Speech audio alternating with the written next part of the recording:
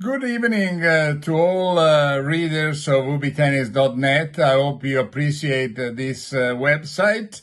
And, as you for sure know, Rod Laver has been the last one to win the four majors in the same year, in 1962 and 1969. And, it was quite a long time ago. And at that time, 3 slams out of 4 were played on grass.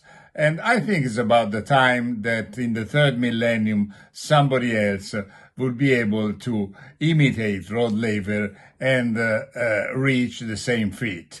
And I don't see anybody else but Novak Djokovic, because in the third millennium, he has been by far the most complete of all the players that play tennis in all the four majors. He is the only one who won 3 times each of the slams.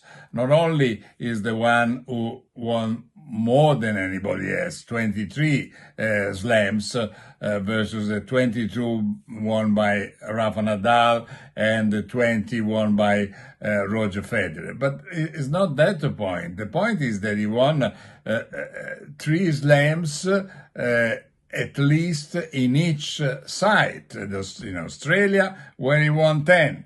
In Wimbledon, where he won 7. In Roland Garros, where he just won his 3rd. At the US Open, where he won also 3 US Open. Well, so he is also the only one who was able to win the 9 Master 1000.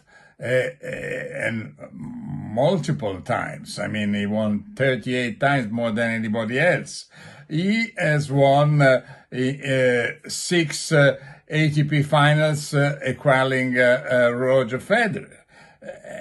He's ahead against Roger Federer 27-23. Ahead with Rafa Nadal 30-29. He has won 245 matches against top 10.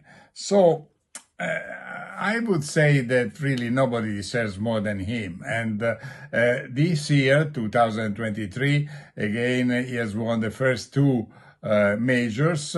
He is the strong favorite in Wimbledon, and I believe that he can finally do it. It's true that he lost one chance 2 years ago when he lost to Daniil Medvedev, and probably because of too much stress. But anyway, I really think that he has been the most complete, and he would deserve, after having been 388 weeks number 1 in the world. It would have been more if they had counted also those 2,000 points that they were not assigned to him in Wimbledon last year. So this is one thing. I really think he deserves to be the next Grand Slam winner.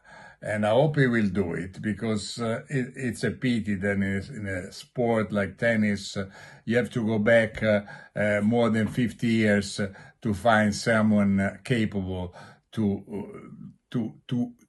reach that feat. At the same time, I don't think that we should talk about him as the greatest of all times, as the GOAT. Yes, because you cannot compare different times, different materials, different rackets, different balls, different surface. And I think that even with Federer, you cannot compare him, because there are 6 years difference, and it's too much. At the beginning, Federer didn't have the same competitors that Djokovic and Nadal faced later. At the end, Federer was probably too old to compete with them, even if he was still capable to reach 2 match points in 2019 Wimbledon, to win Wimbledon in 2017 and the Australian Open. But you can compare Djokovic with Nadal, because they have only 1 year gap. And I can say that, as everybody would think, that Nadal deserves to be considered the best player on clay of his era.